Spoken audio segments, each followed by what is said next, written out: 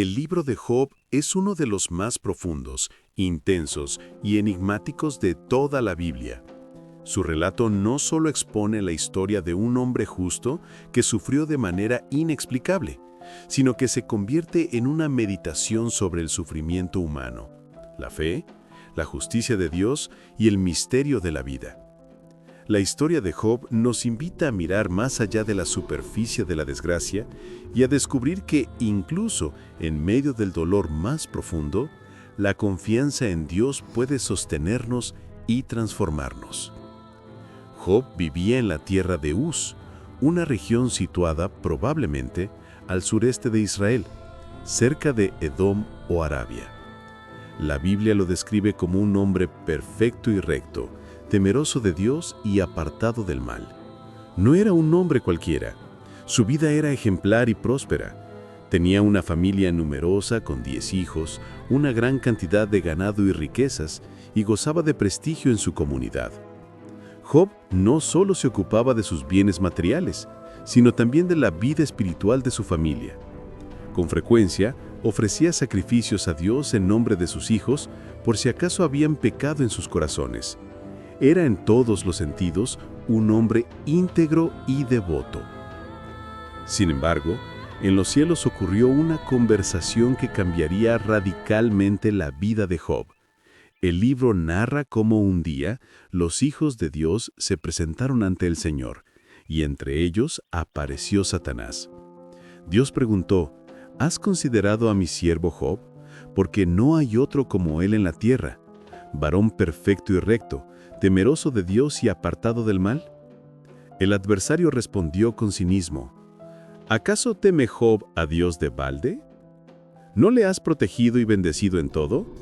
Pero extiende tu mano y toca todo lo que tiene, y verás si no blasfema contra ti en tu misma cara. Dios permitió entonces que Job fuera probado, aunque puso un límite. Satanás podía tocar todos sus bienes, pero no su vida. Y así comenzó una serie de desgracias que sacudirían hasta lo más profundo de su existencia. Un día, mensajero tras mensajero llegó con noticias devastadoras. Sus bueyes y asnos fueron robados y los siervos muertos a espada. Sus ovejas y pastores perecieron en un incendio del cielo. Sus camellos fueron saqueados por enemigos y los siervos asesinados. Y lo peor, un gran viento derribó la casa donde estaban reunidos sus hijos y todos murieron al instante. En un solo día, Job pasó de ser un hombre rico y feliz a quedar en ruinas y sin familia. La reacción de Job fue sorprendente. Rasgó su manto, se afeitó la cabeza en señal de luto, cayó a tierra y adoró a Dios diciendo: «Desnudo salí del vientre de mi madre, y desnudo volveré allá. El Señor dio, y el Señor quitó. Sea el nombre del Señor bendito». A pesar de la inmensidad de su dolor, no blasfemó ni acusó a Dios de injusto. Sin embargo, Satanás no se dio por vencido. Presentándose de nuevo ante el Señor, insistió: «Piel por piel, todo lo que el hombre tiene dará por su vida. Pero extiende tu mano y toca su carne y sus huesos, y verás si no blasfema contra ti en tu misma cara». Dios permitió entonces que Job fuera afligido en su cuerpo, pero sin quitarle la vida. Pronto, Job fue cubierto de llagas dolorosas desde la planta de los pies hasta la coronilla. Se sentaba en ceniza y rascaba sus heridas con un tiesto. En medio de ese estado deplorable, su propia esposa lo confrontó con dureza. ¿Aún retienes tu integridad? Maldice a Dios y muérete. Pero Job respondió con calma: ¿recibiremos de Dios el bien y el mal no lo recibiremos? 3 amigos de Job, Elifaz, Bildad y Zofar, vinieron a visitarlo. Al verlo de lejos, ni siquiera lo reconocieron, y al contemplar su miseria lloraron, rasgaron sus mantos y se sentaron con él en silencio durante 7 días. Ese silencio inicial quizá fue lo más compasivo que hicieron, pues luego comenzaron largos discursos que solo aumentaron el sufrimiento de Job. El libro se convierte entonces en un extenso diálogo poético donde Job lamenta su condición y sus amigos intentan explicarla. Según ellos, todo sufrimiento es consecuencia del pecado, y por tanto, Job debía haber hecho algo malo para merecer tales desgracias.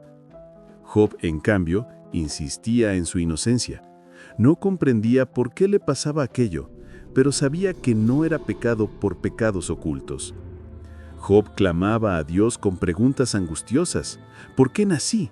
¿Por qué el justo sufre mientras los impíos prosperan?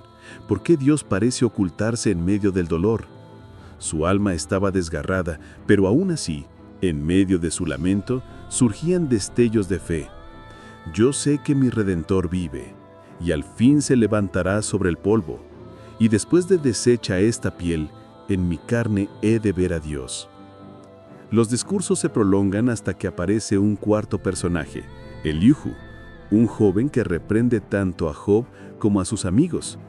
Critica a los tres por acusar injustamente a Job y a Job por justificar demasiado su propia justicia frente a la de Dios. Finalmente, el Señor mismo responde a Job desde un torbellino. No le da explicaciones directas sobre sus sufrimientos, sino que le muestra la grandeza de la creación, los cielos, la tierra, los mares, los animales salvajes. Le pregunta, ¿dónde estabas tú cuando yo fundaba la tierra? Dímelo si tienes inteligencia. A través de esas preguntas, Dios le recuerda a Job que hay un orden y un propósito que trascienden el entendimiento humano, y que su sabiduría es infinitamente más grande que la de los hombres. Job, confrontado con la majestad divina, se humilla y reconoce sus limitaciones. De oídas te había oído, mas ahora mis ojos te ven, por tanto, me aborrezco y me arrepiento en polvo y ceniza. Dios, sin embargo, no desampara a Job. Reprende a sus amigos por hablar cosas erradas y les ordena ofrecer sacrificios, mientras Job ora por ellos. Y al final, el Señor restaura su vida, le reduelve el doble de lo que había perdido, le concede otros 10 hijos y le otorga largos años de vida, más bendecido que al principio. La historia de Job es un testimonio eterno de la fe en medio del sufrimiento. Nos recuerda que la vida no siempre tiene explicaciones fáciles, que el dolor no siempre es consecuencia del pecado y que la fidelidad a Dios puede sostenernos incluso cuando todo parece perdido. Job se convierte en símbolo de resistencia, de esperanza y de confianza en que aunque no comprendamos los caminos de Dios, sus planes siempre son más altos que los nuestros. Su ejemplo atraviesa los siglos y sigue hablando a todos los que enfrentan pruebas duras, enfermedades, pérdidas y desesperanza. Job enseña que la fe no es negar el dolor, sino confiar en Dios a pesar de él. Enseña que el amor de Dios no se mide por las circunstancias, sino por su presencia fiel en medio de ellas. Y nos invita a mirar más allá de la tragedia inmediata, hacia una esperanza que trasciende el polvo y la ceniza, hacia el encuentro con el Dios que vive y reina por los siglos de los siglos.